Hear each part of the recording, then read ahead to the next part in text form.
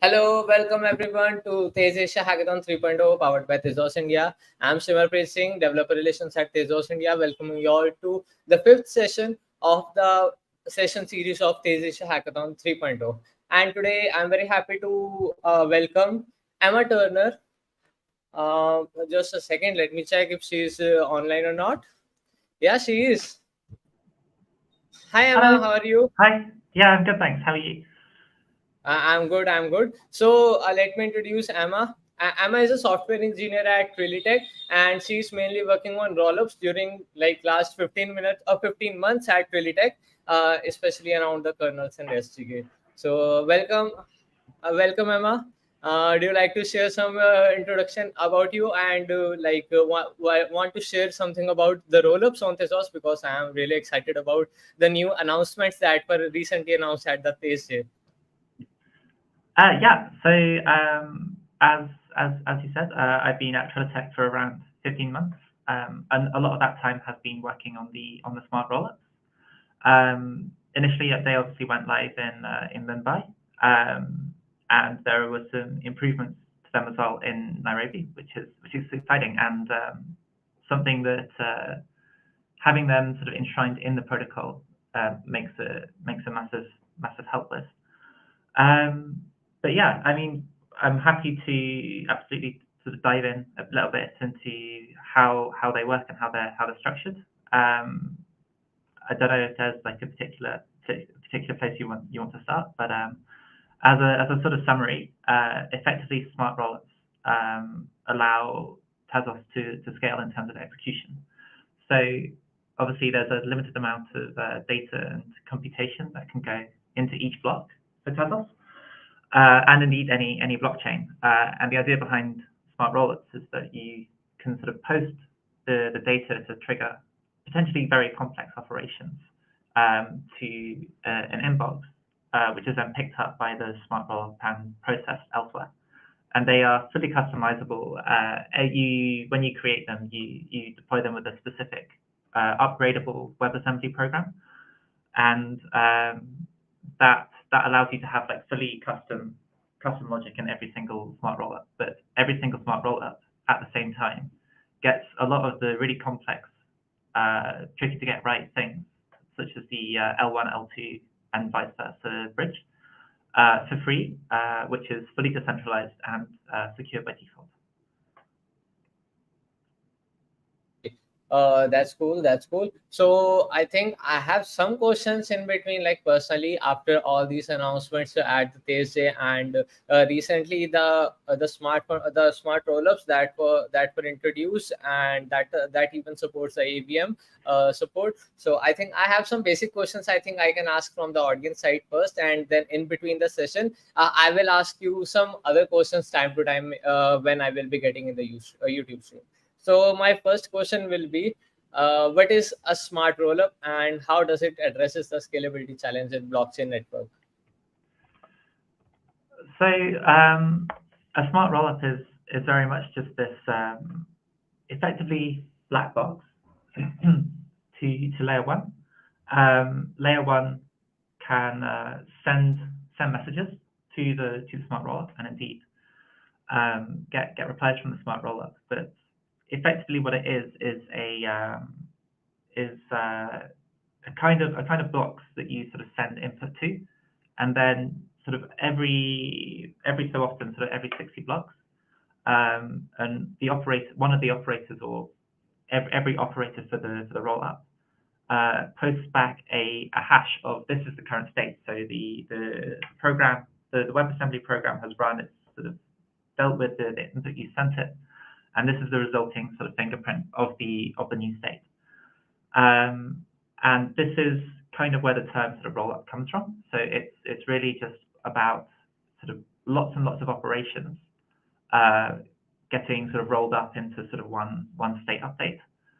And all this computation sort of happens off chain, but as we'll get onto, you still have like very good security guarantees about it. Indeed, sort of almost better security guarantees than you kind of get with. So as we said earlier, like smart rollups are fully decentralized by default. That means anybody can be an operator for a rollup. So you kind of like if you want to bake on layer 1, there is a bond that you need to deposit. So smart rollups, this is 10,000 Tez. But when you deposit that bond, you can become an operator for the rollup. That means that you consume the messages from layer 1, the kernel that's run, and then you report back to layer 1 the sort of hash of the resulting state. And ideally, multiple people are doing this. And in the sort of optimistic best case scenario world, everybody agrees on the sort of resulting hash of the state. And then after 2 weeks, if everybody agrees, then that commitment or the sort of report of the state can get cemented, and at that point it can't be changed. But if somebody sort of wants to lie about the state of the rollup, for example, they do a sort of invalid sort of state transition where suddenly they have all the safe funds in layer 2 in their own account, then when they report that state hash back to layer 1, then what we need is a honest operator to actually post a commitment that is different to that, because they've done everything properly. So eventually you end up with a sort of two different hashes in layer 1, and there is a conflict. And then they play a sort of refutation game, which is sort of a dissection of the computation to eventually sort of get to the point where the honest operator can sort of win that game and sort of show that the other person lied, and then that other person's commitment is removed and their bond is slashed, and as a result, you end up with just the honest operator's commitments, and indeed any other honest operators who have made the same commitment left, and then that commitment can get cemented. So the security guarantees sort of behind it are that we require one, or at least one honest operator to be protecting the rollup. It's not like an honest majority thing. It is literally you could have like one honest operator and 100 dishonest operators, and the honest operator would be sufficient to secure the rollup.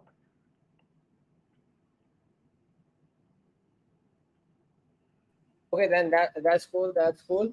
So like one request, if you can reposition your mic. And second, will we be seeing any implementation right now during this session? Yeah, we'll absolutely sort of show sort of a basic program that you can run on the smart rollups. Oh, that's great. I think then I will give you the stage, and you can start with this program, and I will Okay. ask you some questions in between. Of course. Okay. Cool. The stage is yours. Let me please share the screen. I will give you the access.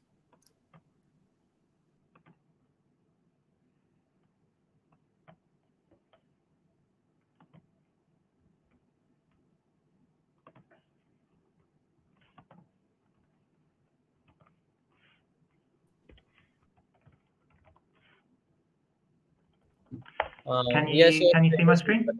Your screen is visible, but we'll be requesting if you can zoom in a little bit. Of course.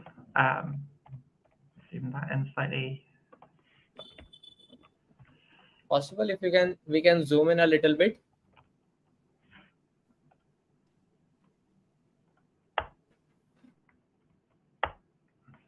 Okay, I might have to do that with a few different things, but yeah, is that a bit better? Yeah, I think it's visible now. Cool. It's clear now. Great. So to begin with, we'll just very quickly look at the sort of what is the sort of program that you actually write for Smart Rollup. I think the browser screen should be maximized a little bit. Zoom it a little bit more. Yes, it's good now.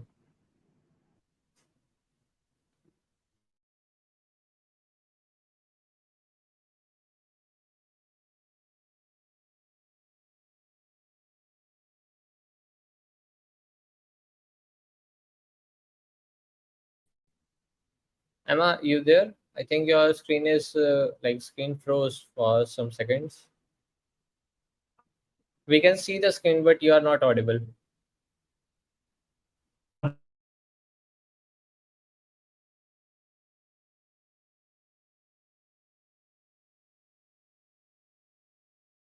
The reason being is it's a sort of it's a memory safe, but still like fairly low level programming language that has very good support for Sorry to interrupt. compilation I to. think your audio just came now. You were on hold for some seconds. So is it possible if you can restart again? Of course. Your screen froze for some seconds, so Oh we were right, not okay, able to ask if you said something. okay. Can you see this diagram now? Apologize. Can you repeat? Can you see this diagram? We Yeah. can see Okay. your screen now. Great. Thank you. Um, so when we write kernels, we do it in Rust, and we have some support for being able to write kernels a bit more easily. So the entire program that you run on your rollup is written at least initially in Rust, and it's sort of split into two parts. There is a sort of set of very low level APIs that the runtime gives you for interacting with sort of messages from layer one, uh, being able to send messages back out to layer one through output, and then also a sort of file system which we call durable storage. And this is where a kernel has to put state sort of between individual runs. So we have a software development kit, sort of which is mainly sort of a set of Rust libraries that allow you to sort of interact with these things at a slightly higher level. And then the whole thing compiles down to WebAssembly, including these libraries. And then you can run it either, if you want to deploy it, you can run it directly on the sort of rollup node in sort of if you're sort of testing it on GhostNet, or indeed even on running it on mainnet. But there is also a sort of debugger program that allows you to run kernels much more sort of simply without having to go through the whole rigmarole of deploying a rollup node each time.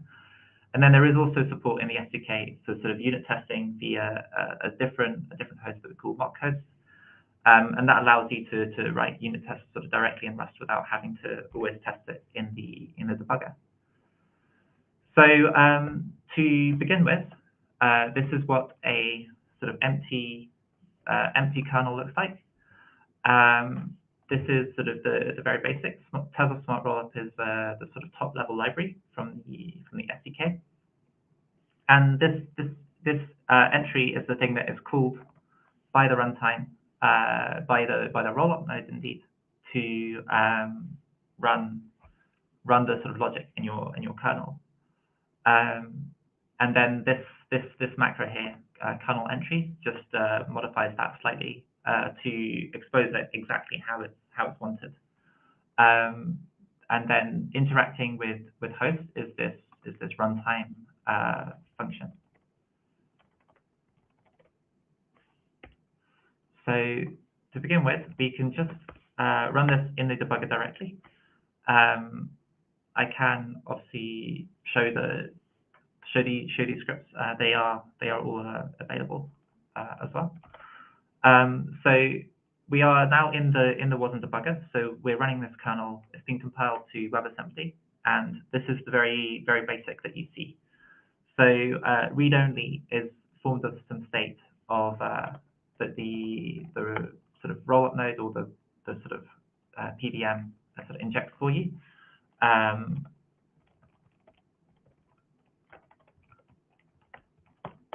Various things.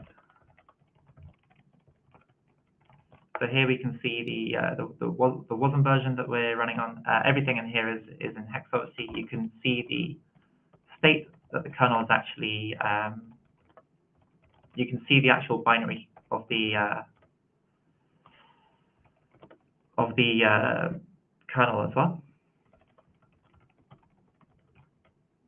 So that's the hex encoded actual WebAssembly that we're running in the debugger. So the first thing, obviously, the first step with everything is always to actually say hello world.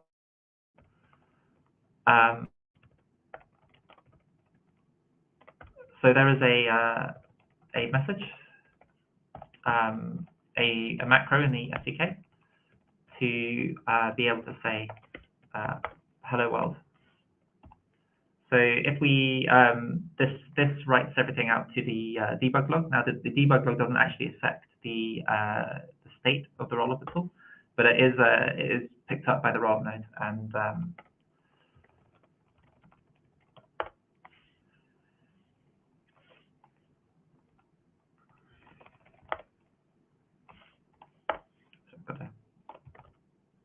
got to load the messages first, and then we can sync. And now you can see that we have hello world actually in the kernel. So that's sort of a very basic start. So next we want to look at actually writing something to storage. So for that we can begin with a very simple. Let's say take a player. So we want to write a player to storage, and this player will have a X and a Y position. And for writing to storage, so we'll have a sort of default thing, and this will just initialize when we get the default player. It will just be the player at 0, 0, 0. So we have default, and we also want to derive a macro to read the player from storage. And the SDK again has some support for this.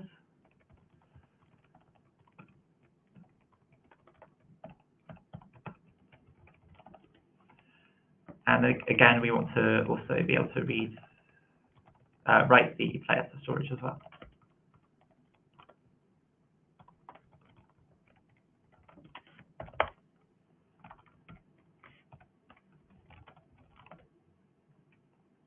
We'll just make sure that that's all working.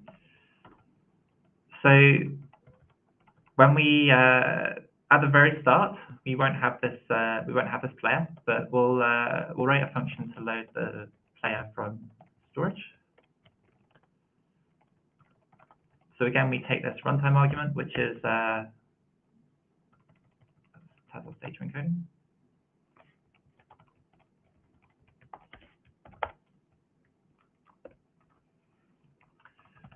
So we'll load the player, and if the player is not there,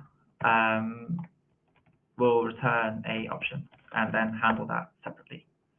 So we want to begin with, we want to load the bytes from store.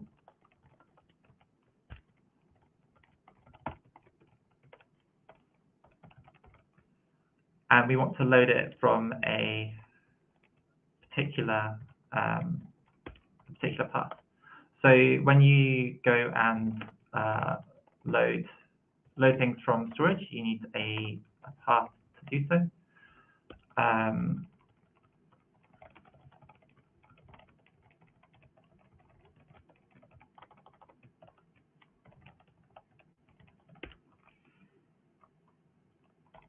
So we'll load that there.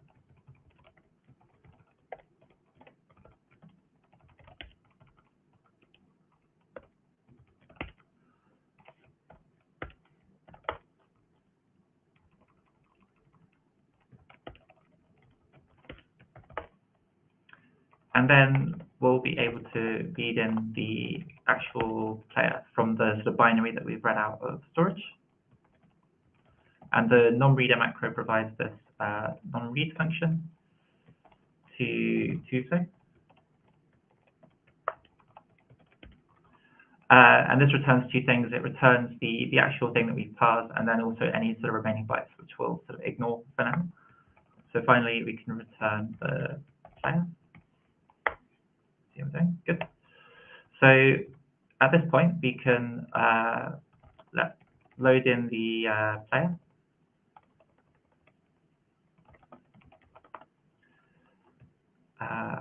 Load player, and we need to pass in the runtime. And if it's not there, if we return the if it's not there, we'll get none from the option. So we'll give it the default at that point, and then we can see the actual player.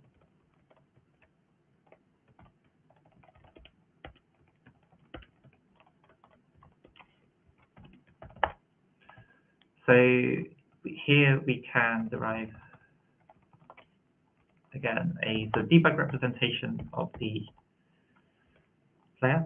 So at this point, if I run the, we can see that indeed we in here we say hello world, and then we get out our sort of default instance of the player. So next we want to obviously finally write the player to storage as well. So finally we want a function to save the player.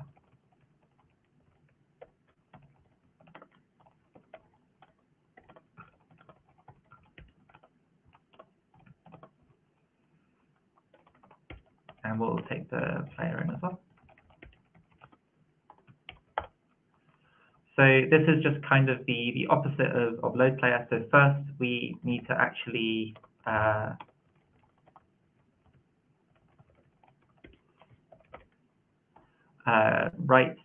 serialize the player using the bin writer macro that is derived on the player. And that provides the function bin write. And we give it our bytes. And then finally, we can write these bytes that we have to storage. So we'll do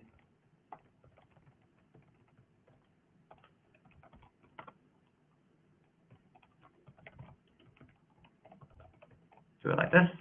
So store write all will write the entire value to storage, and it will replace anything that's there before. So finally, we can take our player and save the player.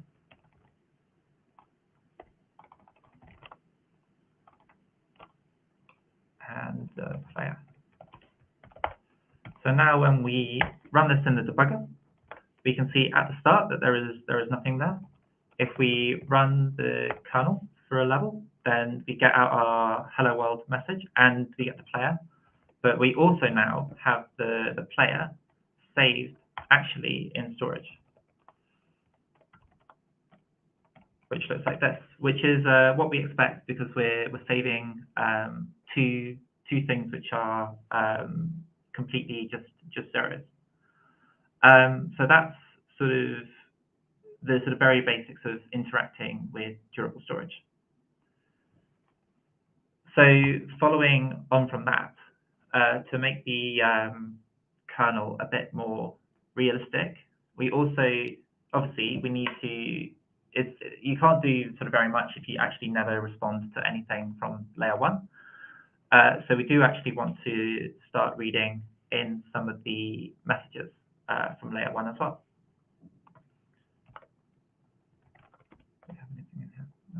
Okay. So to begin with, we'll start with a sort of similar thing again. We'll have a read message, and this will take again our runtime, and we'll return an option of a message. So we'll begin by defining the actual message structure. And we'll do a few different things. So again, we want to derive our ability to sort of display the message, and then the ability to read and write a message as well.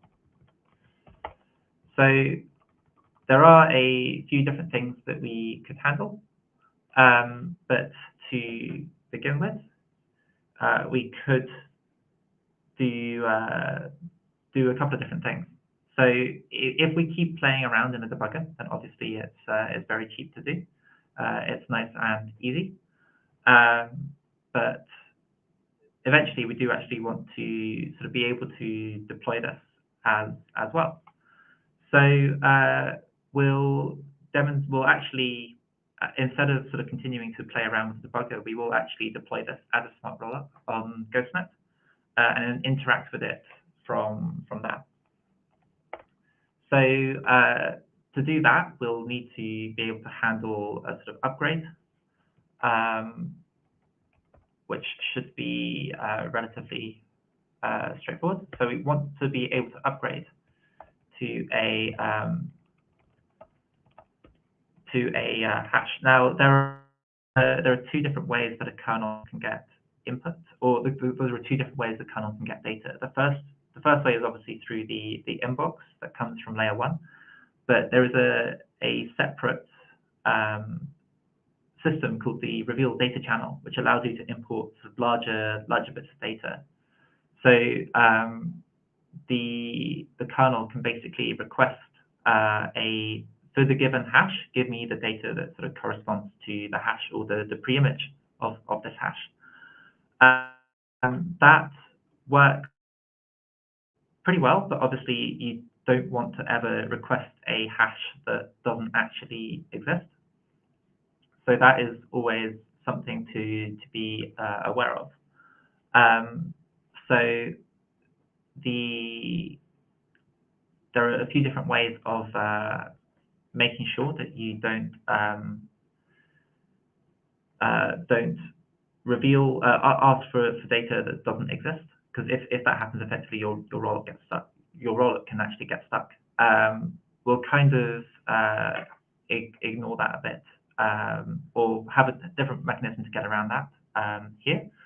But it is something to be aware of. I mean, there's things like the data availability committee that allow you to, and indeed the data availability layer, which will be on which is being heavily worked on at the moment as well, to sort of secure a little bit the reveal data channel.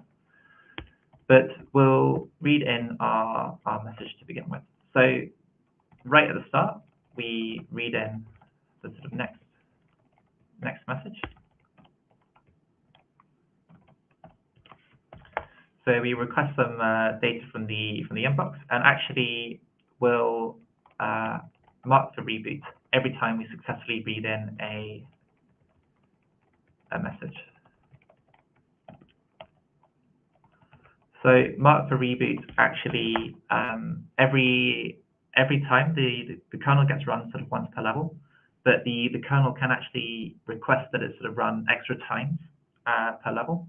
And this is what mark for reboot does. You can mark for reboot up to 1,000 times in each level, so you can run the kernel up to 1,000 times, and that allows you to sort of do additional processing, sort of even if there isn't a message there for you to process.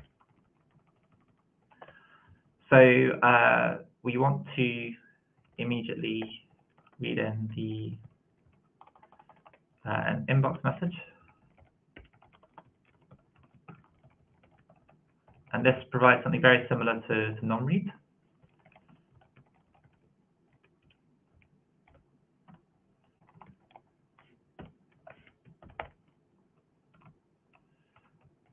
And we'll need to import that.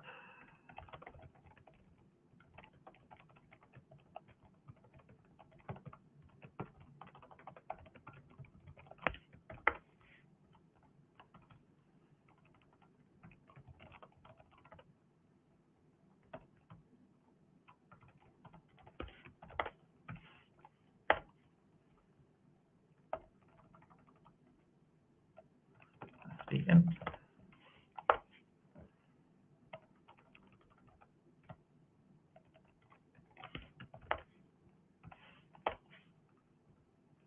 That's fine.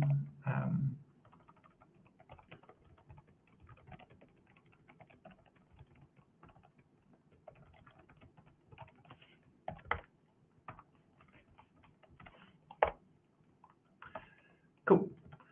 So we read in the inbox, and now the inbox can actually be sort of two different things. So we can have a internal inbox message. And these are messages that come sort of from smart contracts and also the protocol. So smart contract as a you do actually have a sort of entry point for the smart rollup on layer 1, and this allows contracts to actually sort of cool and sort of send things across. So for now, we'll just print those out.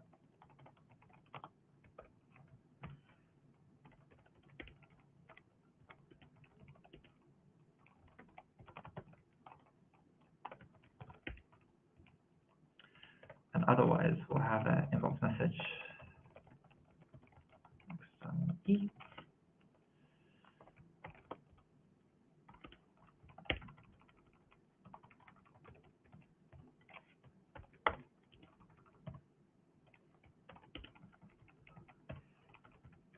So this message is just bytes. So what we can now actually do is turn this into our message.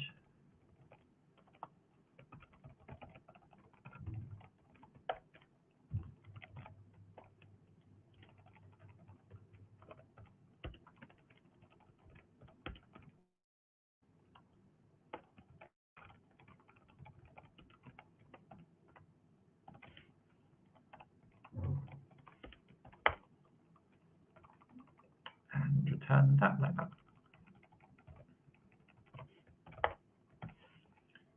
Make sure that that's all working. And again, this message is non-read, returns sort of the remaining bytes, which we won't worry about. And finally, as I said, smart contracts can call the can actually call the rollup on layer 1. So that that allows us to means we have to actually provide an entry point. And when we originate the rollup, indeed, we provide the sort of type of the entry point of the smart contract.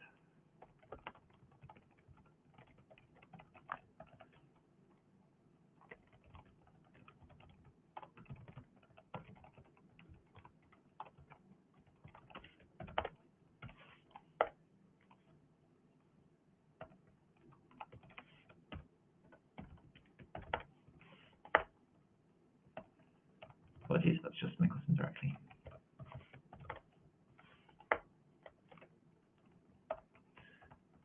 Cool.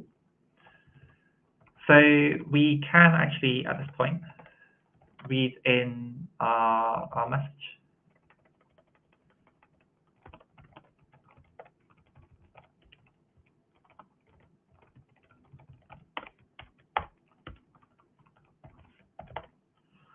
And if we read in the message, then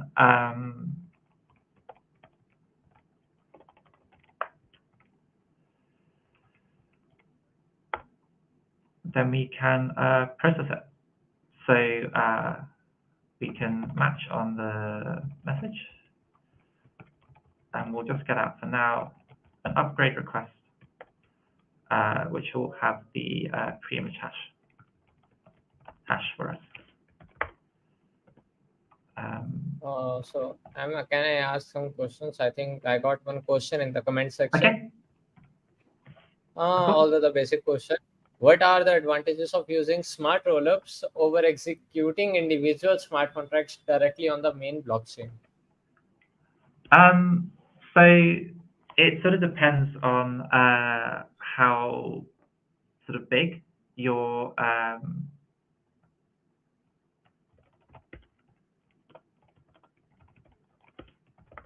it depends sort of how much logic you're actually trying to do. So there are a couple of different I guess models or mental models for actually doing using a sort of smart rollup and so on. Like the one is sort of the app chain model, and that makes sense in certain circumstances where say you kind of want full control over the sort of runtime and everything that you use. I mean, an example there could be sort of for a game.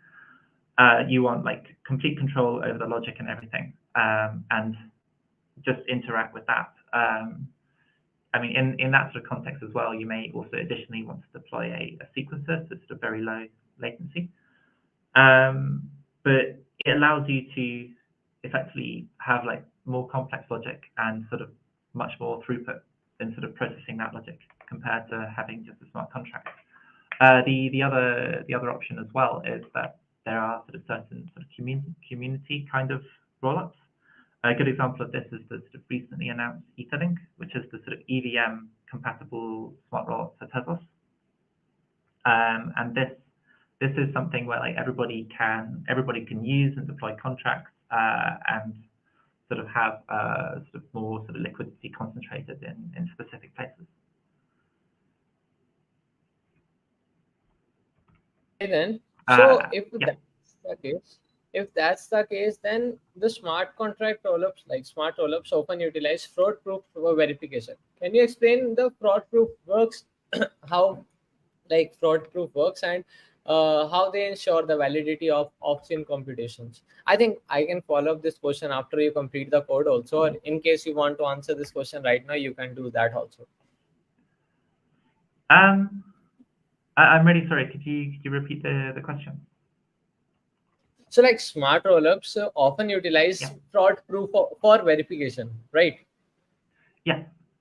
So, can you Um, explain how fraud proof actually work and how they ensure the validity of off-chain computations?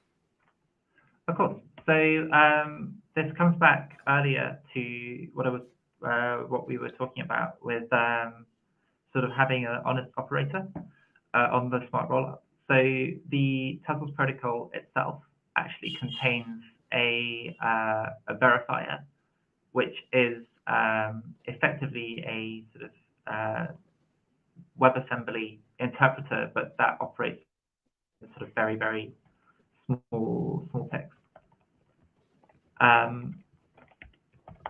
So this, so to start off with, just everybody, the two players in the game sort of dissect the computation they've done. So at the very start, there's a hash that they both agree on, and then some computation happens, and then there is a sort of hash of the state that they disagree on. So to begin with, they sort of chop up that computation into sort of some smaller pieces at sort of snapshot points. And they basically say, okay, these are the hashes that I have at these snapshot points. And the other person then looks at those and says, well, okay, I agree with all the snapshot points up to a certain place, but then not beyond that. So I in turn will sort of, this is where we sort of disagree. So I will then chop that up into small bits as well and return the sort of hashes for those back to you. And that keeps happening over time until eventually the piece of computation sort of is sort of a one tick, which is sort of one execution of the sort of protocol verifier.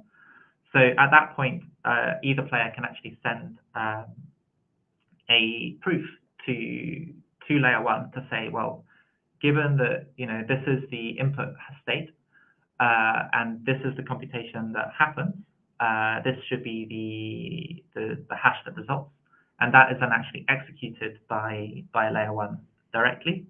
At which point it can say, okay, well, I agree that is the output hash. The other person is wrong, and slash them.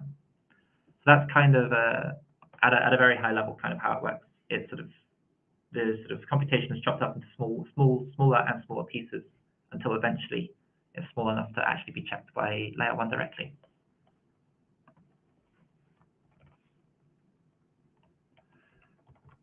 Thank you for the answer. That's okay. So we also want to be able to move the player a bit.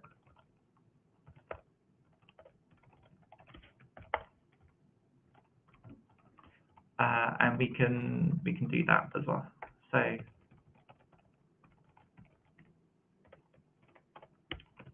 So when that happens, we want to move the player around a bit.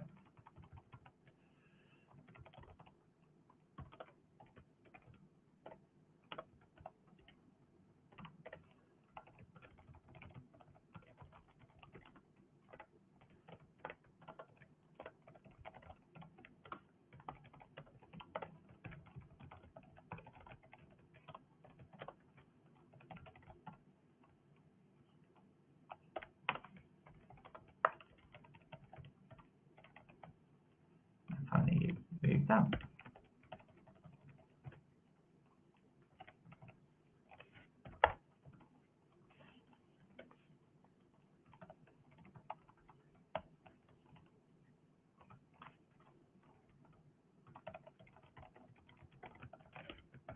So the certificate is actually a DAC certificate itself, and that allows you to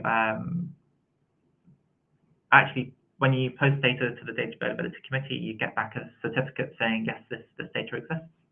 And then you can run a separate node that connects to the client that actually pulls down the data. So just to begin with, we can simulate this again and put it in a debugger. So if we load our inputs, so the first couple of messages are always from the in a level, are always from the inbox. So we get the starter level first to say that the level has begun. And then following that, we get a info per level message, which gives us some information about the sort of the previous block. So like the block hash, and then also the timestamp. And then off the back of that as well, we consume some further things. So at this point,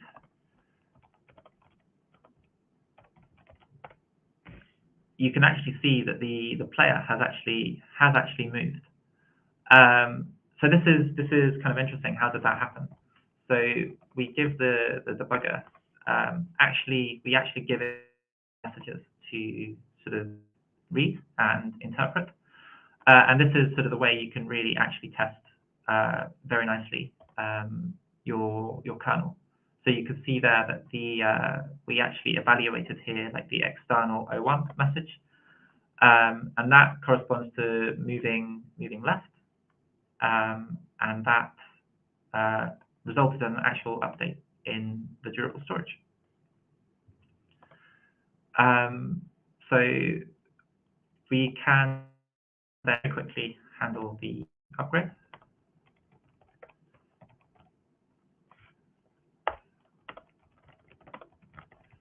And this is a certificate from the Data Availability Committee. We are going to try and use the Public Data Availability Committee, which is sort of running on a test net at the moment. So to begin with, we want to, there are two parts to this. So there are all these public keys correspond to members of the committee. So we would like to sort of verify that they actually make sense. So firstly, when you get a certificate, you need to verify that the certificate is valid. So we would do that.verify, and we need to give it some public keys and also a threshold, which we can do like so. And then we also want to write it to source. Now, we saw earlier that the kernel is actually at /kernel/boot.wasm, and this is how the smart rollups are actually upgradable and sort of evolvable over time, because you can actually upgrade a kernel just by replacing the WebAssembly that exists. So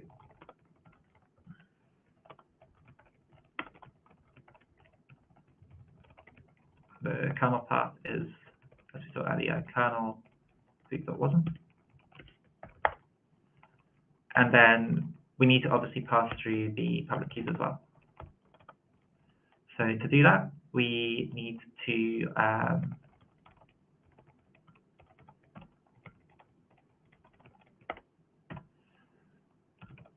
map these public keys from their sort of string encoding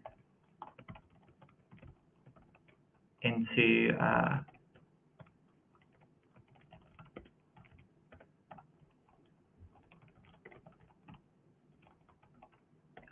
the actual parsed public DAC committees that we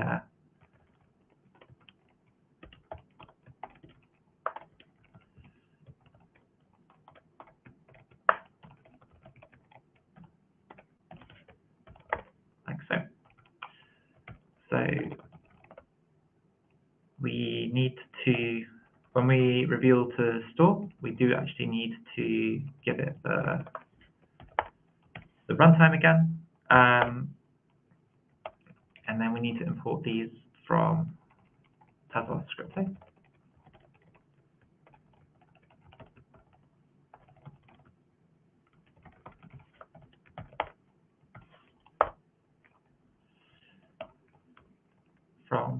And then the function here is from base 58 check.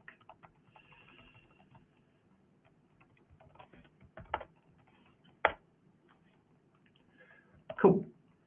So at this point, we can actually handle our certificate as well and do a upgrade. So let's do it like that.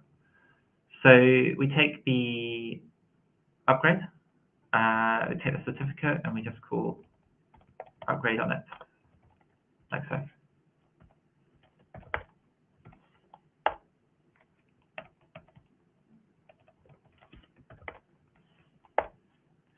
So now we can actually deploy our rollup. And we should hopefully get out the logs here for that. And we are getting out the actual messages that we get on every block. So you can see here that this is the log that's running from the kernel. We can actually go look as well at the at GhostNet.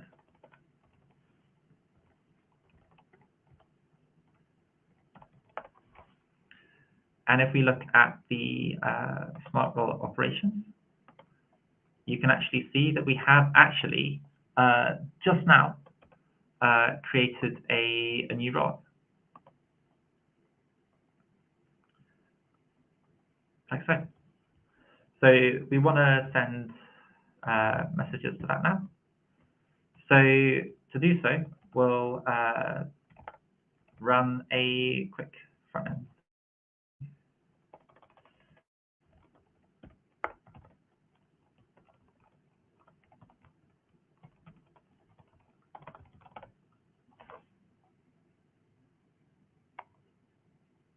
So this front end was developed by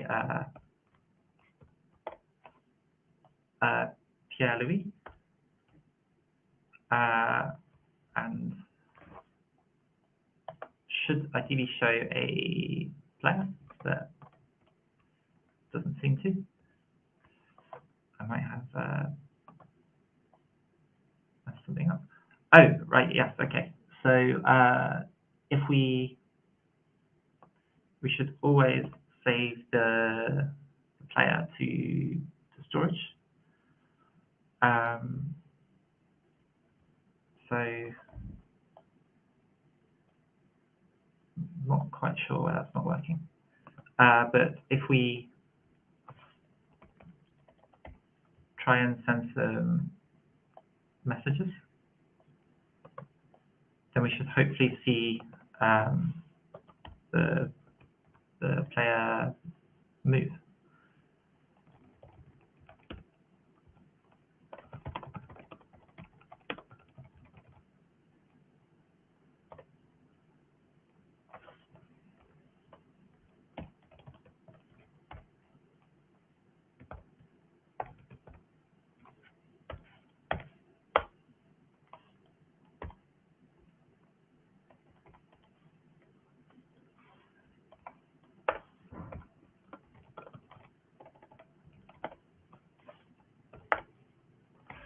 So here we're sending a sort of external smart rollup message, which should go in the inbox, and then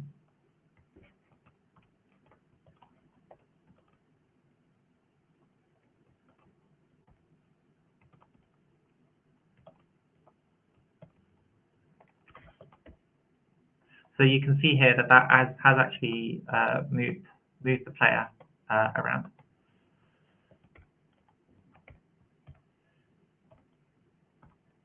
So equally, we could do some other things. So this moves the player left. We could move the player left again, and then maybe also move it up. So now we should see, hopefully, yep. So you can see that the player has sort of moved left 2, and then also moved down 1. So this is sort of how you can sort of start to interact with it. So the front end normally actually tries to connect to the rollup node, and there is an RPC to sort of show the actual state as well. But we can also try and do an upgrade. So this should send off to the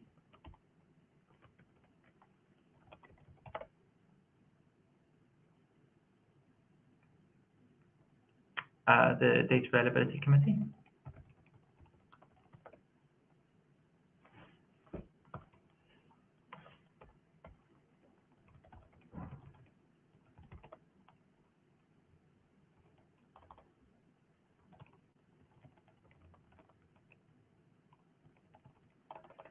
So we need to configure the data availability committee to connect to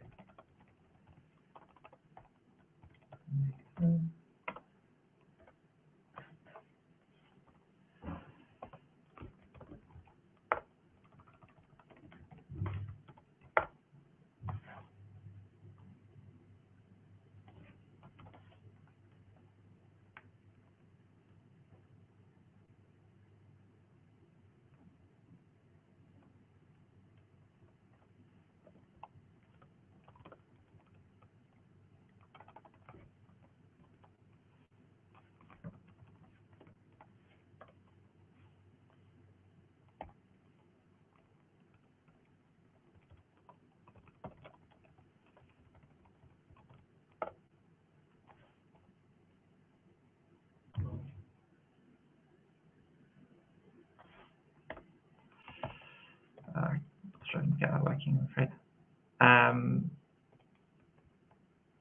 But you could send a message to upgrade when you get the data availability committee out.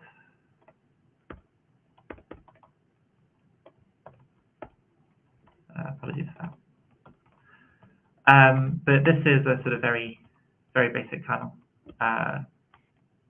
that you have.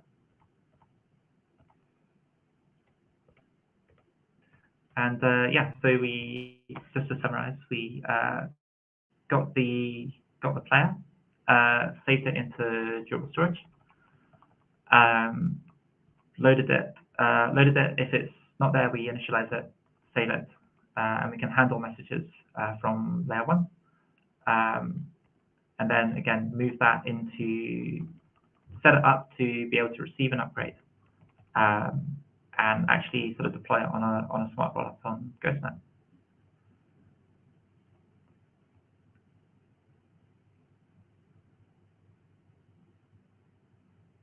Cool. Does anyone have Can we see the live questions? demo? Sorry? Can we see the live demo of the game? So I call it.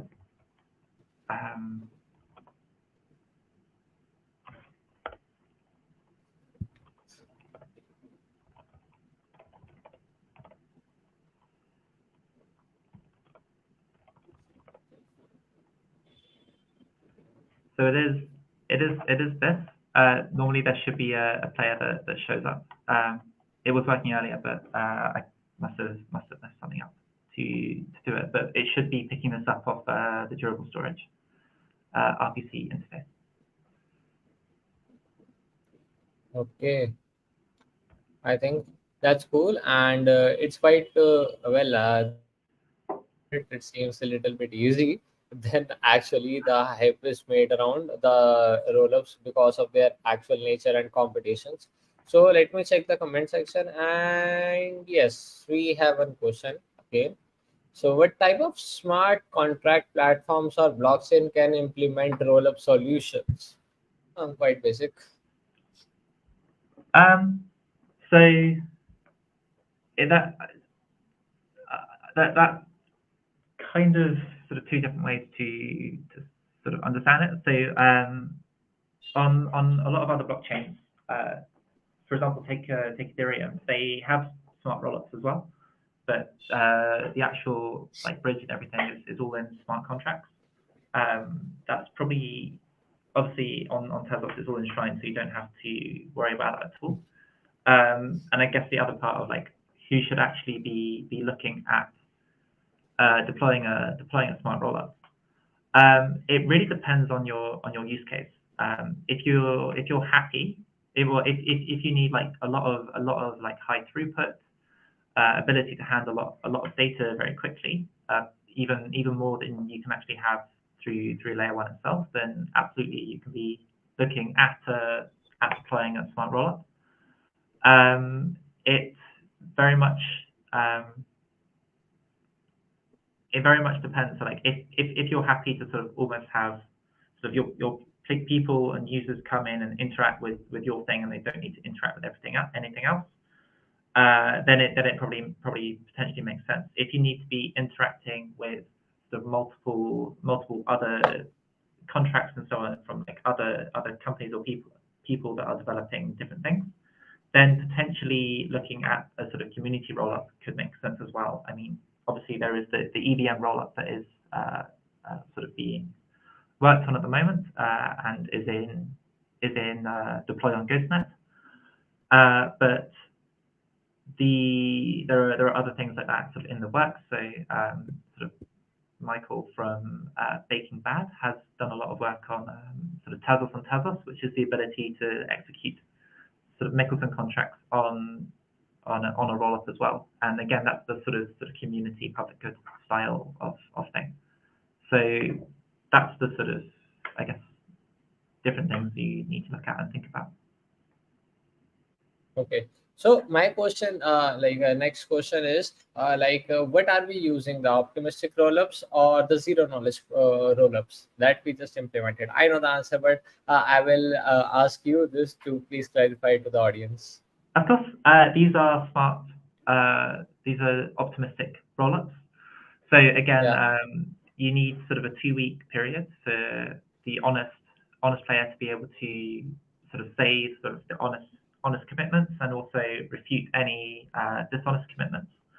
So that does lead to one issue where, like, if you want to just withdraw something out of the rollup, then by default it will take sort of 2 weeks at least to do that, because you have to wait for like the commitment that contains your withdrawal message to be cemented and accepted as like fact by layer one. And that's kind of the trade-off you have. Hence why, like, if you need your to like interact with other products, then deploying on your like an isolated rollup might not make as much sense, because anytime a user needs to interact with something else, they have to go through the sort of 2-week period to withdraw to layer one before they can interact with anything else. Hence why community sort of public good rollups are very important as well.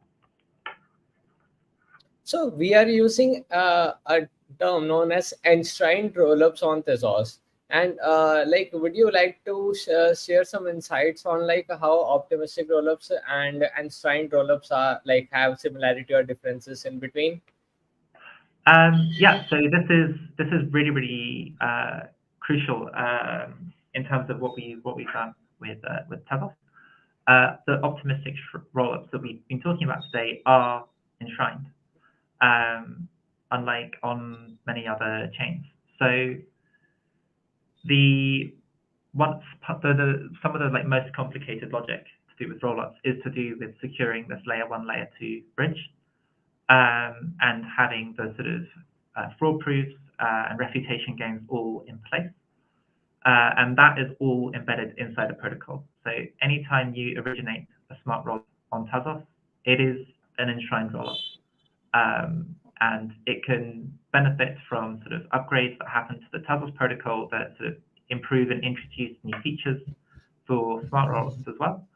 Unlike on sort of some other chains, so every rollup on Tezos gets this like really complicated bit of infrastructure for free. So it's almost kind of the Tezos protocol gave us a sort of lot of infrastructure available for everybody to be able to make use of. If you look at sort of smart rollups on other chains, for example, Arbitrum or Optimism, their layer 1, layer 2 bridge is implemented in an actual smart contract for all proofs and so on where they do exist. Again, has to all be done sort of in EVM code, so it becomes both like very complicated. There's a big question of like who is actually allowed even to post messages to the bridge, and this is where you get into issues where like certain bridges are actually behind like multi-sigs and stuff, which is obviously less secure than having a fully decentralized bridge like we do on Tezos. And yeah, so and every time somebody wants to create a smart rollup, say on Ethereum, they have to they have to sort of re-implement all of this sort of complex logic and make sort of decisions about how to do it themselves, if they want to do that, or if they just have sort of a whitelist set of validators as well. So that's a really, really big difference and a key selling point of the smart rollups in Tezos. Okay, and I think that means that on Tezos, the rollups that we deploy are not just a smart contract, but directly deploy as a part of the L1 chain, right? If I'm like if I said it in short term, the smart contract rollups that we deploy on Tezos, the Einstein Yeah. rollups, are actually part of the L1 chain and not just another smart contract that is deployed on an chain, just like how it's possible on EVM, right? Yeah, so the smart rollups are sort of specific entities known by the protocol, and you can interact with them either by sending sort of external messages which go into a special inbox and is forwarded onto them, or from actual smart contract calls on layer 1. So if you deploy a smart contract on on layer 2, say with the EVM rollup, then it is potentially possible as well to set it up in such a way that you can actually call an L2 contract directly from an L1 contract, and indeed the withdrawal messages that come out of the rollups are also smart contract calls. So from layer 1's perspective, the smart rollup is this entity that is sort of accepting smart contract calls plus sometimes additional messages, and also at times sort of sending back contract calls again to layer 1, which are then executed on layer 1. Like anybody is allowed to execute an outbox message once it's sort of available to be executed after the sort of 2-week period, and that's just another aspect of the sort of decentralization of the whole thing. Yeah. Okay. So, like now, as the market is buzzing around the smart contract rollups, Tezos is already ahead of other chains also in terms of implementing and sharing about the rollups and implementing it in such a way that the technology is far ahead from compared to other chains. But what are the trade-offs or disadvantages to using smart contract rollups? Could be like because we all are talking about it, we all are discussing about the pros, but everything has its own pros and cons. So what could be the disadvantages or trade-offs for using smart contract rollups?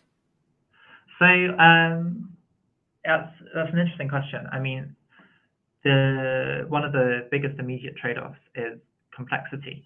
So creating a smart rollup and deploying it is and maintaining it and like operating it is undoubtedly more complex than having a smart contract on layer 1 that you don't need to be running like a specific binary for to sort of secure it and make the state sort of progress. So from that point of view, like it's absolutely not, I guess, a tool that like everything will be better as a smart rollup. It's definitely not true, I guess. There are use cases where you need like the very high throughput. You need the sort of customization and the controllability of the whole thing to say yes, it's worth the complexity to actually create a smart rollup and run it. Like this, it's a good fit. But for other sort of things that can just be represented as sort of smart contracts and maybe don't need super high throughput all the time, is to just have it as a smart contract and then either deploy it on layer 1 or even on a community code smart contract platform, which as a rollup, so like Tezos on Tezos or EVM rollup and so on. And then also the sort of 2-week withdrawal period. You can work around it for sort of fungible assets. So you wouldn't always have like a 2-week latency for withdrawing fungible assets, but for anything like non-fungible, like an NFT or certain tokens, where there's not like lots of liquidity in the item, then you would actually need to withdraw. Then you would need to actually wait the full 2 weeks to be able to withdraw that asset properly. So, like, okay, we discussed about it. So we very well have to be aware of the rollups also right now in the initial stages. So there are possibilities of some things going out of our hands also. But still, we, as the optimistic rollup actually mean, we have to be optimistic. So we will have to wait and see how things will be working. And as a developer, we can definitely say that we always do things to make or build the world, not to destroy the world. So we will definitely be looking forward to good things. So now, like, aside, we discuss about the trade-offs and disadvantages. In the terms of advantages of you having roll-ups and at the scale where everyone is working on it and we already have implemented it, aside from the scaling solutions, what can be another perspective of advantages in having the rollups on chain? And specifically that too, where in on Tezos, where the it is acting as an L2 but being part of L1 and not having a separate chain. So what according to you would be advantages? Yeah, I mean, it's because there are specific entities that L1 that the Tezos protocol knows about. You have much more sort of consistency in terms of, okay, one smart rollup will, from layer 1's point of view, kind of look the same as it does on a different smart rollup. It sort of works the same way. You don't have to like relearn how to interact with a smart rollup necessarily if you're changing from one to the other. And also, through protocol upgrades, we can sort of improve smart rollups as a platform with additional features. So the diagram from earlier, where we showed like the kernel interacts with like input and output and storage, those are done through specific host functions, which is effectively kind of like a C style API that is provided by the rollup node and the verifier that's in L1. And that allows you to, those functions allow you to read input, write output, interact with storage. And most in the Nairobi upgrade, we actually introduced new host functions that every single smart rollup sort of gets for free. Sort of new ways to interact with storage, especially were added. That's what made the sort of store write all function from earlier possible, because we didn't previously have a function to delete a specific value. You could delete sort of a section of your file system, but if you have a file and then that file also had children, if you only wanted to delete the file, you couldn't really do it. You had to delete the file and the children, which is obviously not good. So yeah, that ability to sort of store delete value was added in the Nairobi thing. So yeah, every rollup gets that for free, and because you can upgrade your kernel as well over time, you can sort of take advantage of those new features too. So there's us being we, as we just saw about and the announcements from the ETH Paris and Tez Day together about Tezos supporting EVM smart contracts on its roller. Do you think that Tezos in long run can be supporting multiple chain supports and act as a true L2 with multiple chain support? Like multiple chains, smart contracts can be deployed easily using Tezos rollups? Yeah, so absolutely. So as you say, EVM rollup allows you to deploy or originate EVM contracts on the rollup and interact with them so that the EVM contracts running in the kernel feel like they're sort of in the EVM world, and then there is a proxy node that sort of wraps the durable storage to then sort of provide the EVM compatible RPC interface that allows things like MetaMask to connect effectively to the rollup as a different network. So that by itself already is quite powerful. But then, as you say, over time, it'd be great if multiple contract languages could interact and all run on the same rollup. And that is indeed sort of one of the long-term goals. So something that Arthur talked about in his keynote at TezDev as well is the sort of future roadmap for ultra-high throughput rollups. The idea being that you can use sort of rollups long-term as a sort of monolithic ledger to allow sort of huge numbers of sort of throughput. And part of the goal of this is the ability to deploy language smart contracts in EVM or Michelson or even Python or Rust or Go or C++. And all of those contracts will be able to interact with each other and call each other.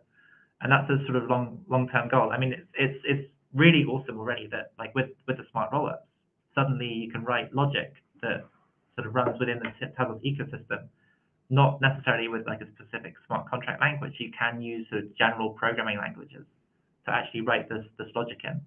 And the future roadmap towards UHT or Tezos 2.0, to give it its other sort of work in progress name, is indeed a sort of future where you can write your contracts in sort of almost any programming language.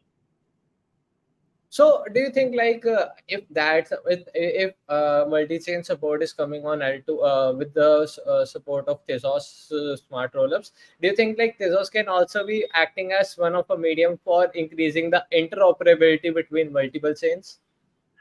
So that's probably not really possible right now. I mean, so In long run when you support. have sort of interaction between different languages and contracts and so on, so between like Michelson and EVM, that's not necessarily like that's not actually interoperability between sort of directly between Tezos and the Ethereum chain. The smart rollups are purely linked to Tezos. They don't, like the EVM rollup allows you to run sort of EVM code, but that exists still very much within the Tezos ecosystem. Like it doesn't actually link to Ethereum in any way. You could obviously have a bridge. If you wanted a bridge, you could have a bridge like directly between EVM, the Ethereum mainnet, and the EVM rollup. But obviously that comes with the usual sort of drawbacks that like bridges can have. So like by default, there is no actual specific like link between like the EVM rollup, Etherlink, and Ethereum itself. Okay, and any such suggestions to you for beginners who will be starting soon with Tezos and want to explore the rollups? Any suggestions or guide to them? Any sort of guide? Like any guide to all those new beginners who will be exploring the rollups on Tezos? So if you want to sort of explore Tezos, the smart rollups in Tezos, you can probably start with the documentation for it. Possible if you can share the link. So I will share it I on the will, video stream. yeah. So at a top level,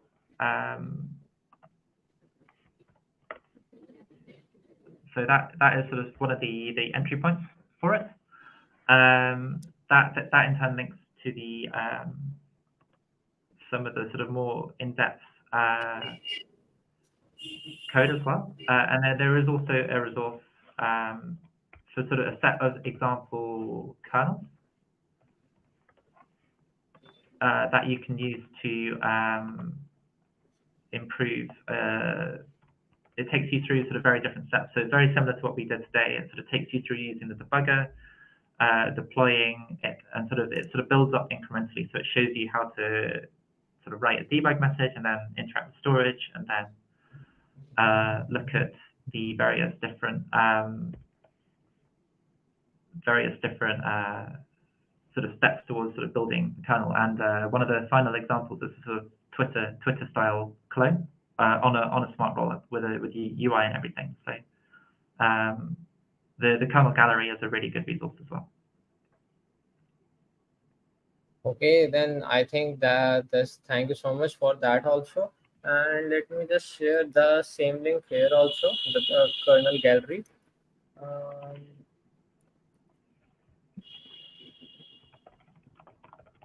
Um, I think that's too much information and an interactive session. And we got some good questions from the audience also.